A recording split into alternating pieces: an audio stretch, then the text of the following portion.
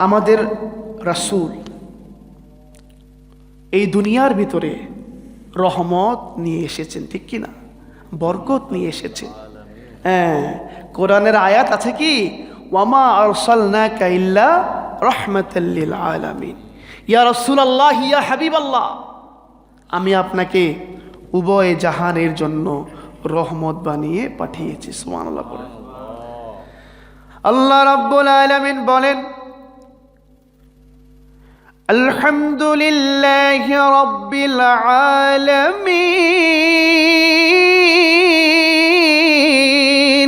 আল্লাহু আকবার।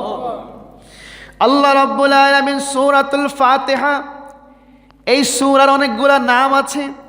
একটা নাম হলো সূরাতুশ শিফা, সূরাতুস সাবিউল মাসানি, আরেকটা হলো সূরাতুদ দুআ।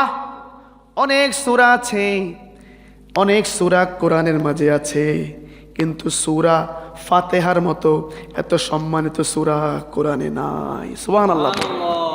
এত সম্মানিত সূরা কোরআনে নাই।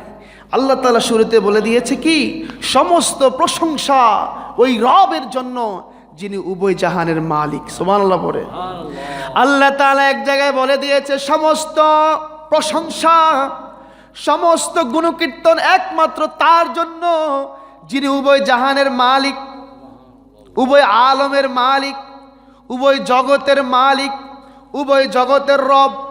অন্য একটা জায়গায় কোরআনের আয়াতে আল্লাহ তাআলা বলে দিয়েছে, ওয়ামা আরসালনাকা ইল্লা রাহমাতাল লিল আলামিন। আল্লাহু আকবার বলে, ইয়া রাসূলুল্লাহ ইয়া হাবিবাল্লাহ, ওগো নবীজি আমার, ও মায়ের নবী,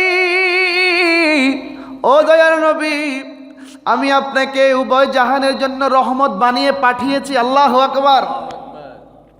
আল্লাহ তাআলা এক জায়গায় বলছেন, আল্লাহ রাব্বুল আলামিন উভয় জাহানের রব, আর আমার নবী হলো উভয় জাহানের রহমত। সুবহানাল্লাহ। আল্লাহ তাআলা যেই সীমানা পর্যন্ত, যেই পরিধি নিয়ে, যেই জায়গা নিয়ে রব, আমার নবী ওই পরিধি, ওই সীমানা, ওই জায়গা নিয়ে রহমত। সুবহানাল্লাহ। আল্লাহর নাম যেখানে থাকবে আমার নবীর নাম সেখানে আসবে, ঠিক কি না? আল্লাহর ভয় যেখানে থাকবে আমার নবীর অনুসরণ সেখানে আসবে। সুবহানাল্লাহ পড়তেন না? এবার দেখেন প্রিয় ভাই আমার,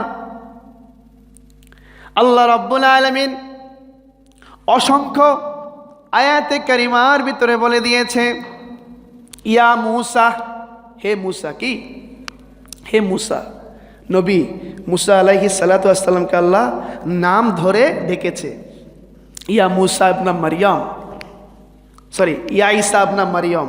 আর বলছে কি ইয়া মুসা, হে মুসা। আর বলছে কি ইয়া ঈসা ইবনে মারইয়াম, হে ঈসা ইবনে মারইয়াম। অন্য জায়গায় আল্লাহ রব্বুল আলামিন বলেছে, ইয়া ইব্রাহিম, হে ইব্রাহিম, ইয়া নূহ, হে নূহ। অসংখ্য হাদিসে কুদসি বলেন, কোরআনের আয়াত বলেন, যেখানে আল্লাহ রাব্বুল আলামিন নবীদেরকে নাম ধরে ডেকেছে। কিন্তু আমার নবীর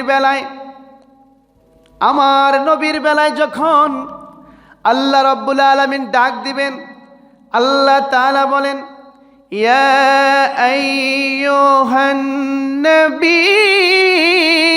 আল্লাহু আকবার।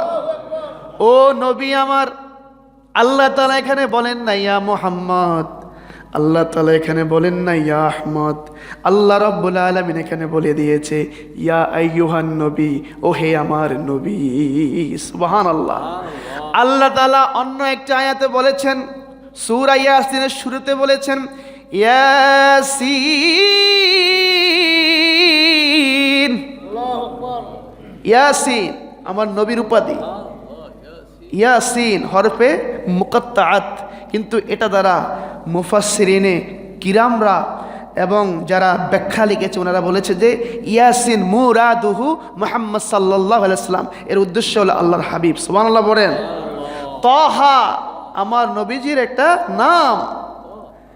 ইয়া আইয়ুহাল মুজাম্মিল, ইয়া আইয়ুহাল মুদ্দাসসির।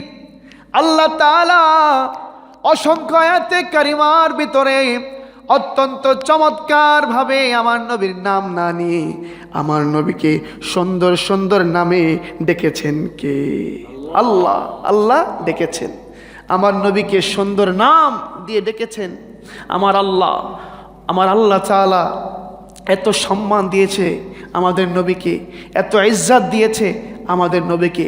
এবার আসুন